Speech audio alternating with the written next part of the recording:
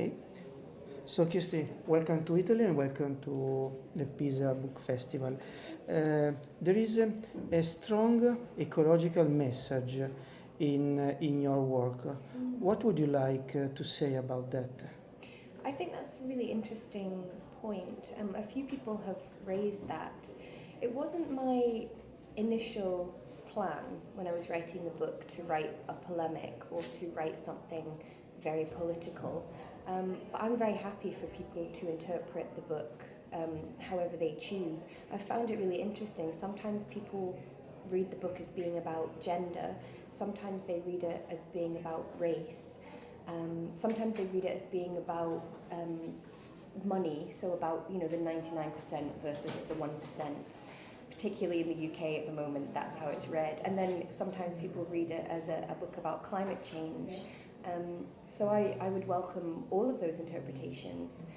As I said, it wasn't my thought when I initially started writing, but I'm very happy for people to see it that way. Is there a Kirsty you don't like on the very first writing of your work?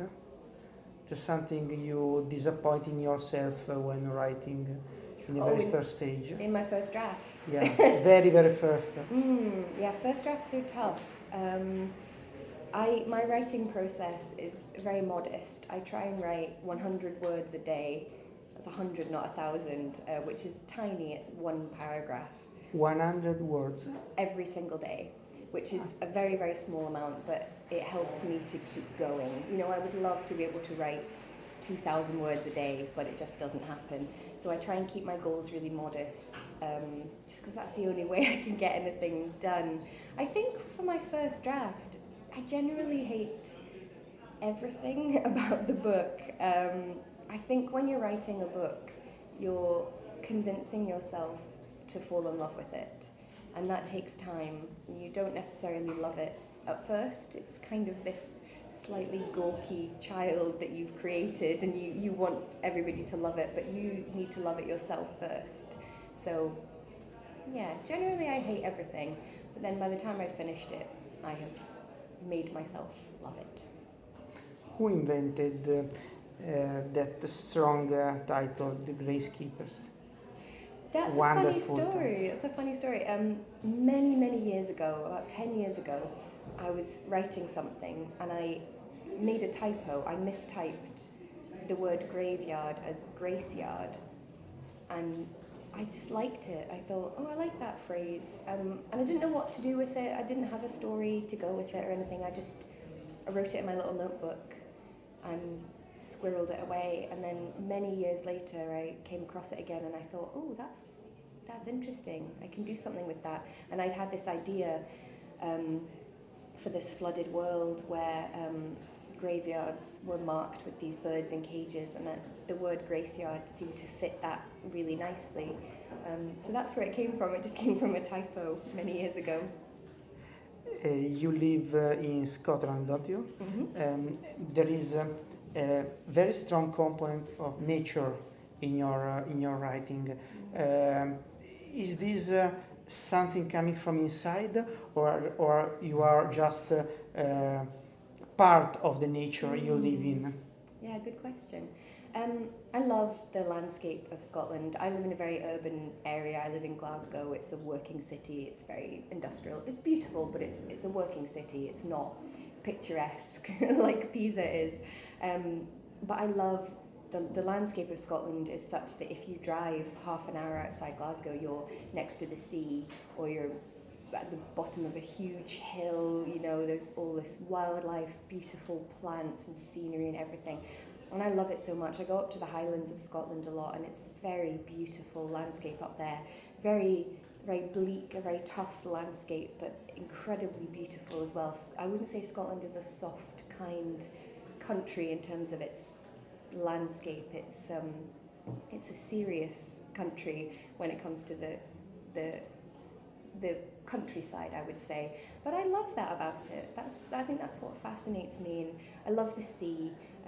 Scotland is very much a sea-based culture.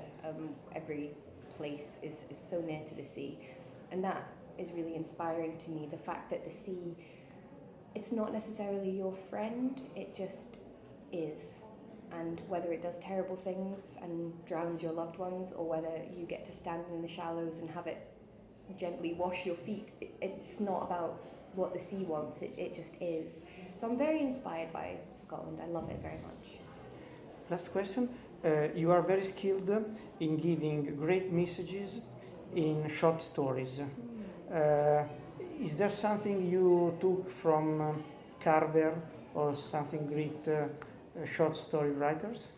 Yeah, I love short stories. I love writing short stories. I love reading short stories. My brain definitely works in short stories. I mean, even the Gracekeepers, it's a novel, but in my head I thought of it as a series of short stories because the novel jumps between different characters. So we have our two main characters who we repeatedly return to, but all the characters get their own chapter and get their own voice. So what I loved about that was they each got to tell a separate story. So there were lots and lots of small stories creating this much larger story.